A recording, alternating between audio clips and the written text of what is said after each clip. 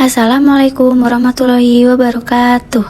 Hari ini kami akan mempresentasikan hasil diskusi kami tentang identifikasi hasil yang diinginkan dari kelompok B yang beranggotakan Agil Hazim, Dewi Dayana, Ismatul Rohmah, Rurianti Hanifah, dan Safinatun Najah Handayani. Understanding by Design atau UBD sebagai sebuah pendekatan pembelajaran yang meningkatkan pemahaman secara mendalam dan keterlibatan peserta didik.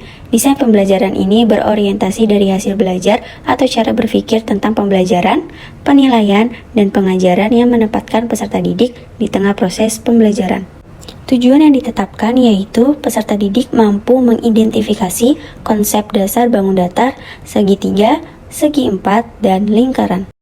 Sesuai dengan tujuan yang ditetapkan, maka ada 3 pemahaman. Di antaranya, yang pertama, peserta didik mampu mengenal macam-macam bangun datar, segitiga, segi empat, dan lingkaran. Yang kedua, peserta didik mampu menyebutkan benda-benda yang secara geometris yang berbentuk segitiga, segi empat, dan lingkaran. Yang terakhir, peserta didik mampu mengelompokkan bangun datar menurut bentuknya. Dari pembahasan di atas, terdapat 2 pertanyaan penting. Yang pertama yaitu, perhatikan pada gambar di atas. Gambar di atas mempunyai bangun lingkaran sebanyak, gambar di atas mempunyai bangun segi empat sebanyak, gambar di atas mempunyai bangun segitiga sebanyak. Dan yang kedua yaitu, Rina melihat matahari terbit pada pagi hari. Rina melihat bahwa matahari itu berbentuk. Dari contoh di atas, maka peserta didik akan tahu.